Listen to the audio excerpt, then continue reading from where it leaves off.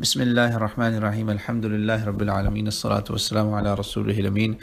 آج ہماری فہم القرآن کے سلسلے کی یہ ریکارڈنگ اس ہفتے کی آخری ہے انشاءاللہ تعالی۔ اس کے بعد آپ کے جو سوالات آ چکے ہیں اس کے جوابات دیے جائیں گے انشاءاللہ۔ تو اس میں آج ہم بات کریں گے کہ جب ہم قرآن پاک کی تلاوت کرتے ہیں تو عام طور پہ بہت سارے آداب اور بہت ساری چیزوں کو ملحوظ خاطر رکھا جاتا ہے۔ آج بات ہوگی قرآن پاک کی اس آیت کی جس کا حکم قرآن پاک میں ہے اور وہ تقریباً تمام مسلمان وہ کام کرتے ہیں، تھوڑا سا اس کے اوپر بات ہوگی۔ اللہ تعالیٰ فرماتے ہیں سورہ نحل میں فَإِذَا قَرَأْتَ الْقُرْآنَ فَاسْتَعِذْ بِاللَّهِ مِنَ الشَّيْطَانِ الرَّجِيمِ 14ویں سپارے کی یہ آخر میں آیت ہے، 14th جز آف دا قرآن، سورہ نحل، اور سورہ کا نمبر ہے میرا خیال ہے 15۔ تو اللہ تعالیٰ اس میں مجھے آپ کو حکم دیتے ہیں کہ جب بھی تم قرآن پڑھو تو اس کی تلاوت کرو، اس کو پڑھو تو شیطان مردود جو ہے، شیطان جس کو رد کر دیا گیا، جس کو نکال دیا گیا، ریجیکٹ کر دیا گیا اللہ کی بارگاہ میں، اللہ کے حکم سے اللہ تعالیٰ نے اس کو وہ مردود قرار دیا کہ اس رجیم سے اللہ کی پناہ ضرور مانگو۔ تو یہ آج تھوڑا سا اس کی حکمت، اس کے فہم پہ بات ہوگی۔ دیکھیں قرآن پاک کے آداب، بہت ساری چیزوں سے امت واقف ہے اور یہ کام تقریباً سبھی کرتے ہیں کہ الحمدللہ جب بھی قرآن کھولتے ہیں، زبانی بھی پڑھنا ہو تو ہم اعوذ باللہ من الشیطان الرجیم کہتے ہیں۔ آج تھوڑی سی اس کی حکمت اور اس کے فوائد، فضائل، اور آخر میں تھوڑا سے اعوذ باللہ من الشیطان الرجیم کے اور مختلف امپلیکیشنز کے اور کہاں کہاں اس کے ہم فائدے لے سکتے ہیں، اس پہ بات ہوگی انشاءاللہ تعالی۔ تو آپ دیکھیں گے کہ اس کا ہم سب کو فائدہ ہوگا اللہ کے حکم سے۔ تو بات یہ ہے کہ یہ جو آیت ہے نا، اس میں جو حکم دیا گیا اس کے پیچھے بہت بڑی ایک حکمت ہے۔ دیکھیں شیطان جو ہے وہ حکمت کی بات اس لیے ضروری بھی ہے نا کہ ہمیں تھوڑا پتہ بھی چلے نا کہ ہم کیوں کر رہے ہیں جو یہ کام کر رہے ہیں، why we are doing it۔ تو اللہ تعالیٰ فرماتا ہے کہ جب تم یہ اللہ کا کام کرنے لگو، اللہ کی کتاب کو پکڑو، اس کی تلاوت کرو یا زبانی کرو، جبھی تو تم اللہ سے اس سے پناہ مانگو، شیطان سے۔ وہ کیوں بھائی؟ وہ اس لیے کہ دیکھیں شیطان جو ہے وہ مخلوق ہے اللہ کی، پیدا تو اللہ نے کیا نا اس کو، اللہ کی مخلوق ہے، باغی ہو گیا، سرکش ہو گیا، ریبیلیس ہو گیا۔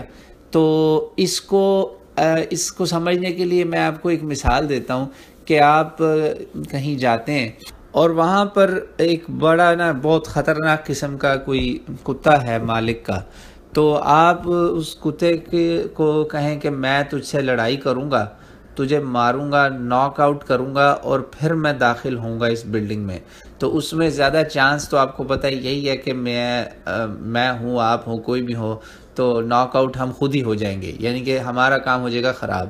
تو یہ معاملہ کہ دیکھیں یہ ایک بگڑا ہوا، وہ جیسے کتا پاگل ہو جاتا ہے نا، کوئی کریزی میڈ ڈاگ ہو جاتا ہے، تو وہ حالت ہے کہ یہ ایک بگڑی ہوئی مخلوق ہے، سرکش ہے، اور یہ مخلوق میری نہیں ہے، میری کریشن نہیں ہے، اللہ کی کریشن ہے۔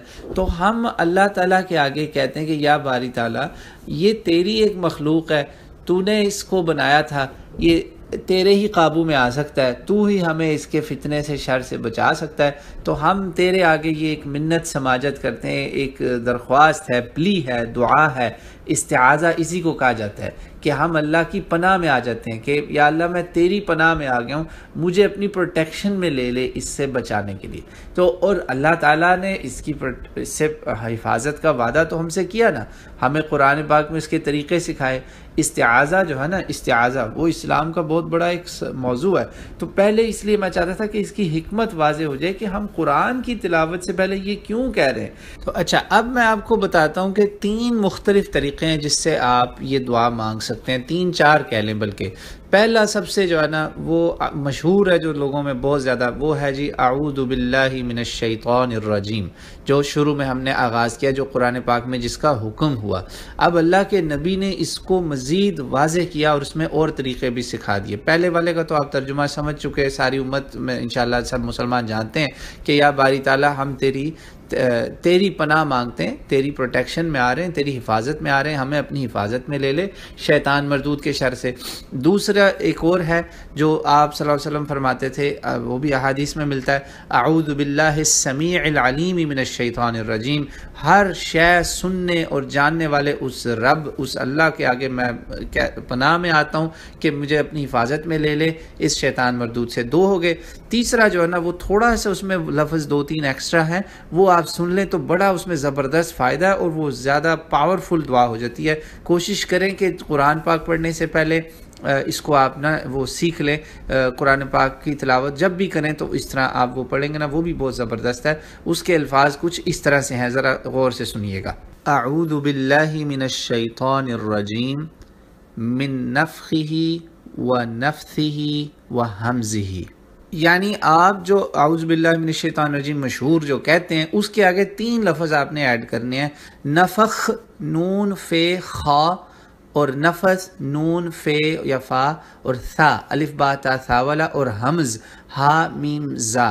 یہ حمز جو ہے یہ مشہور ہے قرآن پاک میں بھی، اس کو آپ دیکھیں گے ایک اور دعا ہے، ربی اعوذ بک من ہمزات الشیاطین و اعوذ بک ربی ان یحضرون، وہاں پہ بھی یہ لفظ آیا ہے، شیطان سے حفاظت کی ایک دعا قرآن میں بھی اللہ تعالیٰ نے مجھے آپ کو سکھائی ہے۔ اچھا، یہ جو قرآن کی ہے نا، یہ سورہ مومنون ہے، 18واں سپارہ ہے، جز 18 ہے، اور سورہ مومنون کی آیا 97-98 ہے غالباً، آخری 2 صفحوں میں آپ کو یہ مل جائے گی۔ یہ دعا بھی یاد کر لیں، بہت بڑی اللہ تعالیٰ نے آپ کو مجھے ایک چیز دی ہے شیطان سے حفاظت کے لیے۔ اب یہ جو لفظ ہے نا، نفخ، نفس اور حمز، ان کے معنی بھی سمجھیں۔ نفخ ہے شیطان بعض دفعہ آپ پہ حملہ کرے گا، آپ کے دل میں تکبر ڈالے گا، ایروگنس ڈالے گا۔ ایروگنس 2 طرح کی ہوتی ہے، ایک ہوتی ہے بندے کو کہے گا تم بہت اچھے ہو، تم بہت گریٹ ہو، کمال کر دیا، تم یہ ہو وہ ہو، 30 مار خان ہو، بس سب کچھ تم، دنیا تم نہیں بنائی ہے، اس طرح کا، ٹھیک ہے۔ ایک حملہ یہ ہوتا ہے۔ ایک حملہ شیطان کا یہ ہوتا ہے جو شاید کسی کو ابھی ہو یہ بات سنتے ہوئے کہ یار یہ کیا فضول باتیں ہیں، میں نہیں سنتا۔ الکبر ما بطر الحق، رسول اللہ صلی اللہ علیہ وسلم نے اس کو ڈیفائن کیا ہے کہ تکبر حق سے انکاری بھی ہے۔ یہ اکثر شیطان آپ کے دماغ میں کانوں میں پھونکے مارتا ہے جسے کہتے ہیں نا، اور اسی کو آگے کہا گیا نفس بھی، نفس اسی کا نام ہے۔ نفخ اور نفس جو ہے نا، اس میں شیطان کی سمجھیں کہ تکبر سے اٹیک کرتا ہے، جسے کہتے ہیں نا وینٹی از ہز فیوریٹ سن، کہ وہ وینٹی کی 2 ٹائپس ہیں، کہ ایک ہے جس میں آپ حق کو نہیں مانیں گے، وہ سب سے خطرناک ہوتا ہے کہ بندہ کہ نہیں یہ نہیں صحیح، میں نہیں مانتا، میں نہیں مانتا، آپ جو مرضی کہہ لیں۔ تو دوسرا جو ہے نفس ہے۔ نفس میں کیا ہوتا ہے، اس میں وہ بندے کو الٹرنیٹیو دیتا ہے، ایروگنس کے ساتھ ساتھ شاعری۔ نفس رسول اللہ صلی اللہ علیہ وسلم نے یہ ڈیفائن کیے میں مانے، نفخ کو تکبر کہا، نفس کو آپ نے کہا وہ شیطان کی شاعری ہے۔ اب اس سے آپ اندازہ لگائیں کہ شاعری، پوئٹری جو ہے، ہر پوئٹری اچھی نہیں ہوتی، بہت ساری پوئٹری بڑی ڈینجرس ہے، سیکشولی اورینٹڈ پوئٹری، حرام انوائٹنگ پوئٹری، ایسی پوئٹری جس میں آپ کو حرام کی طرف کو بلائے گا، وہ آپ کے دماغ میں ڈالے گا۔ یعنی اب آپ سوچتے جائیے یہ کیا ہو رہا ہے اعوذ باللہ من الشیطان الرجیم کے ساتھ جو ایسے کام جو ہوتے ہیں، لوگ، آپ میری جو باتیں سن رہے ہیں آپ کو سمجھ میں آ جائے گا کہ یہ سارا کچھ شیطان کرتا ہے۔ اور تیسری چیز رسول اللہ صلی اللہ علیہ وسلم نے کہا حمز، یہ اس کو کہا موت، یعنی کہ کریزینس، پاگل پن، بندے کو ڈیلوژنل تھاٹس، ڈیلوژنل ہیلوسینیٹنگ آئیڈیاز سے کہتے ہیں وسوسے، فضول قسم کی عجیب و غریب باتیں۔ اور یہ سب سوالات مجھے روزمرہ زندگی میں اپنی جو کام ہے اس میں دینی، اس میں لوگ پوچھتے ہیں کہ یار ہم نماز شروع کرتے ہیں تو ہمیں آ جاتے ہیں۔ تو جی ہاں، اب یہاں آخر میں بات کو تھوڑا سمیٹتے ہوئے کروں گا کہ قرآن پاک پڑھنا، نماز پڑھنا، یہ 2 موقع ایسے ہیں جہاں شیطان آپ پہ بہت حملہ کرتا ہے۔ کیوں حملہ کرے گا بھائی؟ وہ حملہ اس لیے کرتا ہے، بھائیوں بہنوں کے لیے یہ پیغام ہے کہ میرے بہن بھائی سب سن لیں کہ یہ وہ کرے گا، اور وہ آپ کے میرے ساتھ ہی کرے گا، اس کے ساتھ نہیں کرے گا جو پہلے ہی اس کی پارٹی میں شامل ہے، ٹھیک ہے نا؟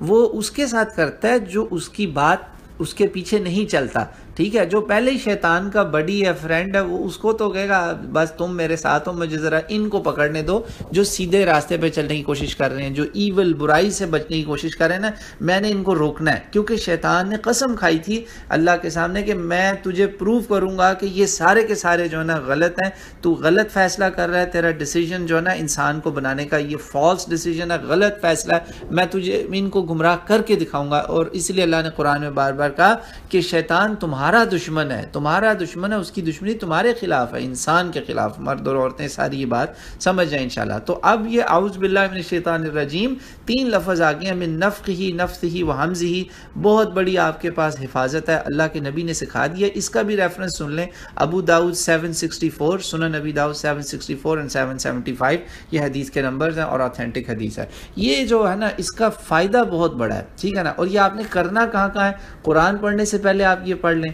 آپ نماز پڑھنے لگے، جب آپ نماز شروع کرتے ہیں نا، اللہ اکبر کیا آپ نے، سبحانک اللہم وبحمدک مشہور ہے، سارے وہی پڑھتے ہیں، اور بھی بڑی دعائیں چلیں آپ مختصر وہ اگر پڑھ لی، اس کے بعد آپ یہ پڑھیں۔ رسول پاک صلی اللہ علیہ وسلم اللہ اکبر کبیرہ 3 بار کہتے تھے، سبحان اللہ بکرۃ و اصیلا 3 بار کہتے تھے، اس کے بعد یہ پڑھتے تھے اعوذ باللہ من الشیطان الرجیم من نفثہ و نفخہ و ہمزہ۔ یقین مانے آپ یہ کریں گے نا، انشاءاللہ آپ آزما کے دیکھیے گا، معنی کے ساتھ سمجھ کے کیجئے گا، آپ یقین مانے آپ کو کوئی الٹے سیدھے خیالات نماز میں بھی نہیں آئیں گے۔ تو آج قرآن کی برکت سے یہ بھی آپ کو فائدہ ہو جائے گا انشاءاللہ کہ آپ نے اعوذ باللہ من الشیطان الرجیم کے ساتھ یہ اضافی جو الفاظ ہیں اور جو دعا قرآن کی بھی میں نے آپ کو بتا دی، وہ بھی یاد کر لیں کہ اس کے فائدے دیکھیں آپ کو کیا کیا ہیں اور آپ نے کہاں کہاں یہ کر سکتے ہیں۔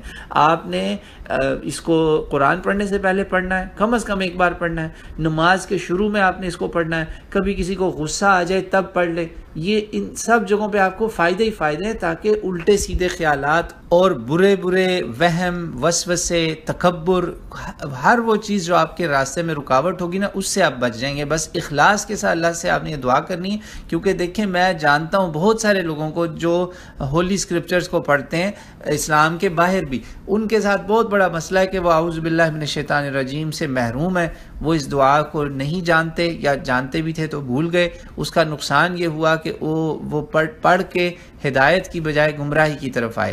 تو یہ ہے اللہ کی کتاب، اس میں میری آپ کے لیے کامیابی کے نسخے ہیں، کامیابی کے راز ہیں۔